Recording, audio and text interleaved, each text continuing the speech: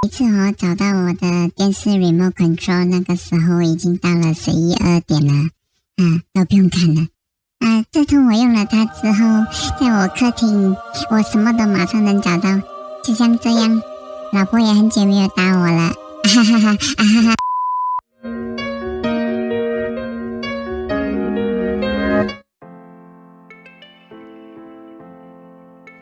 大家好，欢迎来到我的频道，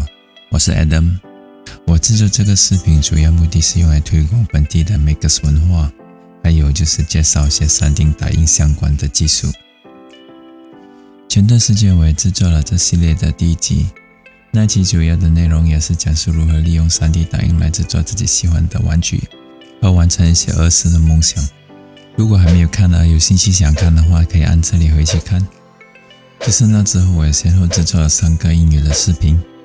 ，view 的反应都比第一个中文视频来得好，因为第一个中文视频反应真的是太差。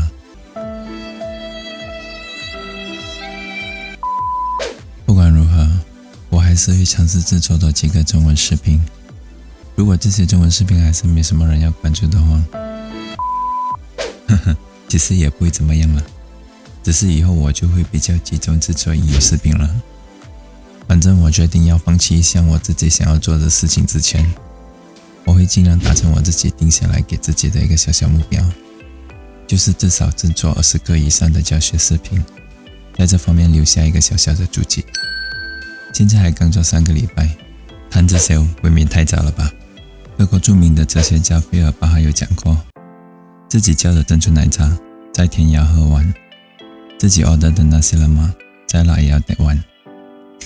那好，那废话少说，我们进入第2期的主题吧。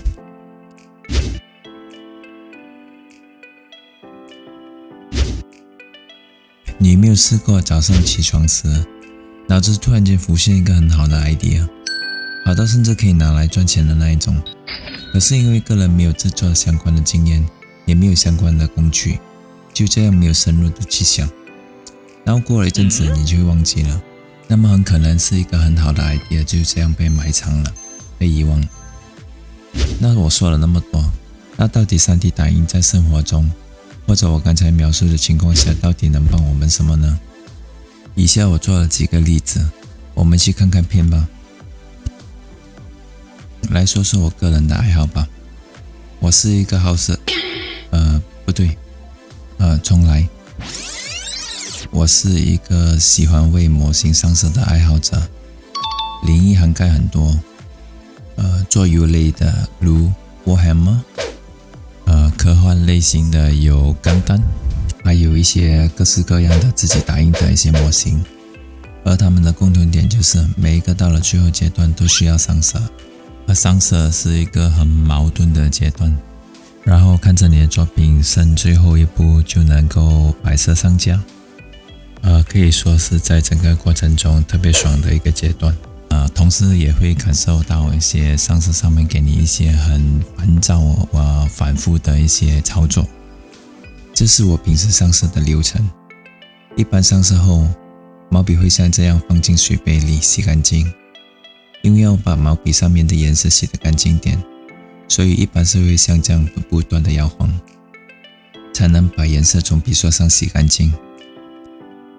A few moments later， 然后再把笔刷用布擦拭干净，这样每一支宝贵的毛笔就能多用几次，以此延长它的使用寿命。要如何让我们能够享受爱好带给我们欢乐时，又能减少反复无聊的操作呢？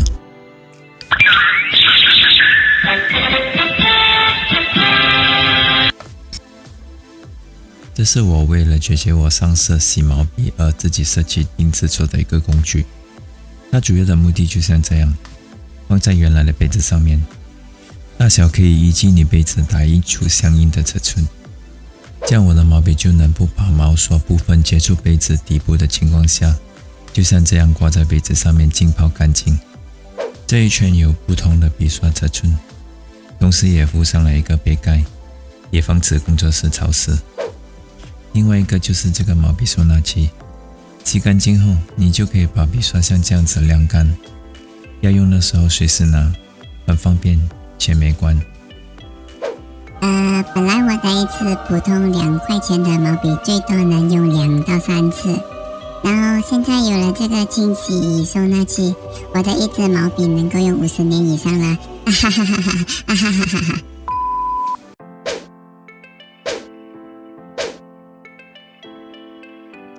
Coffee table 又名茶具，是位于客厅中央的一个位置，也是我常工作和娱乐的位置。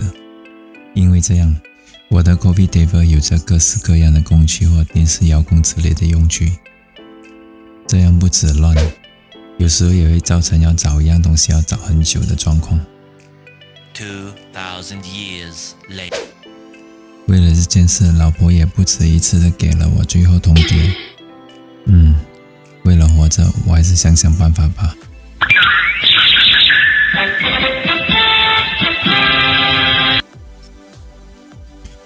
这是我专为我 Coffee table 上面会出现的东西定制出来的用具，我把它命名为 Lonelyman 3000。屁了，它的名字才没有这样 old fashion， 我当然会取一个比较憨的名字，我叫它 Coffee table 管理总监。其实它的功能很简单，就是把我所会用的工具集中管理，电视音响遥控器、空调控制器、剪刀、电子测量器、记忆卡，还有网景探测器。其实它最理想的地方不是集中管理，而是你要用遥控的时候，你根本不需要把它拔出来，直接按就是了。它其实还有另外一个功能，就是减少老婆对我的家暴。我本来常面对在客厅 Coffee table 找电视遥控器的烦恼，比如找一些工具啊，那些东西啊，都要花很久时间找。那我每一次找到我的电视 remote control， 那个时候已经到了11、2点了，都不用看了。自从我用了它之后，在我客厅，我什么都马上能找到，就像这样。老婆也很久没有打我了，哈哈哈哈哈。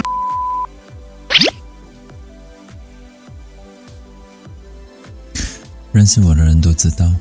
好像周杰伦啊、Rain 啊、IU 啊，都知道我有收集颜色的癖好，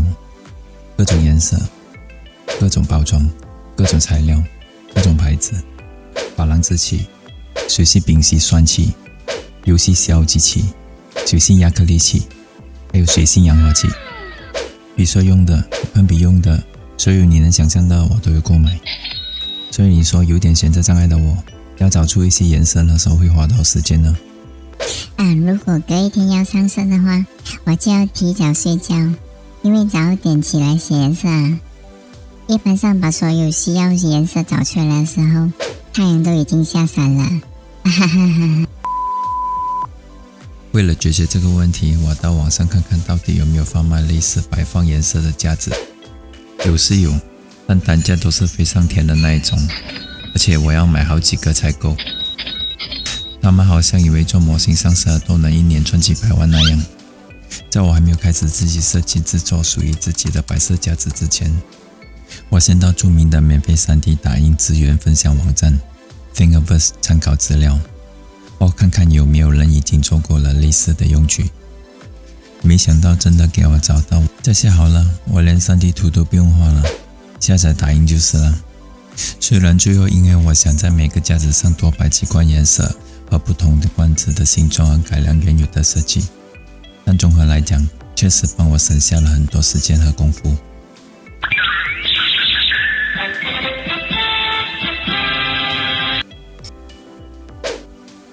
自从我用了它之后，我眼睛就像开了写轮眼那样，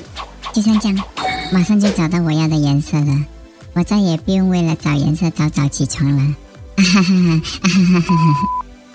好了，这集我主要介绍这3个用具吧。当然我还有制作很多其他工具，就像以下这些：监制乐器的白色瓶，监制空气槽装饰的几何形白色，监制铺满的宝可梦，监制环保防毒口罩的 SM 口罩，还有暂时不懂用来做什么，但又暂时可以当杯垫的器具。当然我做的这些工具只是很普通的用具，我只是用一种比较夸张的手法来呈现。这样看起来比较不会枯燥无聊吧？有趣吗？当然，如果你愿意付钱的话，甚至有些东西你在网上能买到更好的，但可能你就要花点时间慢慢找你想象中的工具。有时候会找到，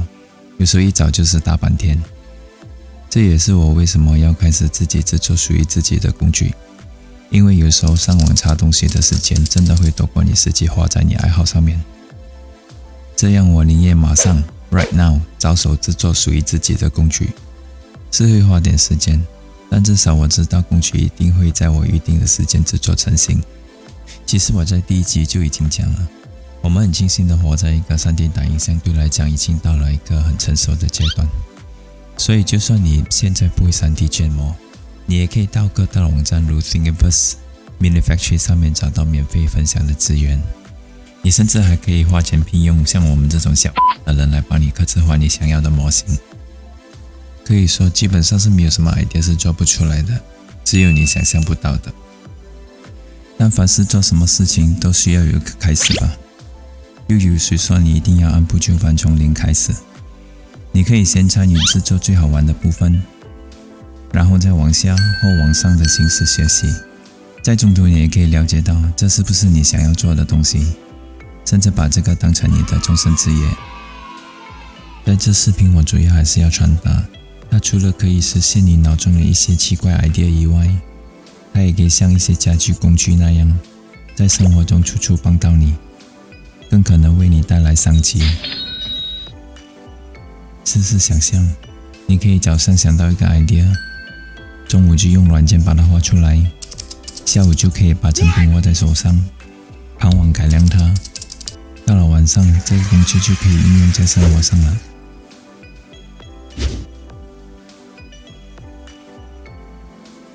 最后不管你学不学这门技术，它都已经在这几年里飞快的形势起飞。如果你像我这样40几才入门，其实都不算迟，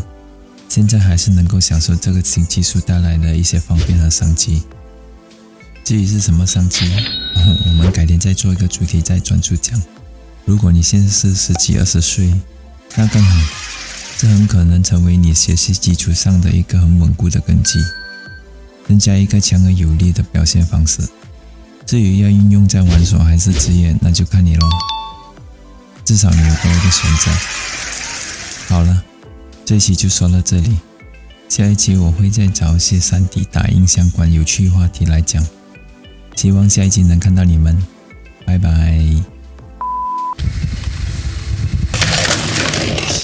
I know this will happen.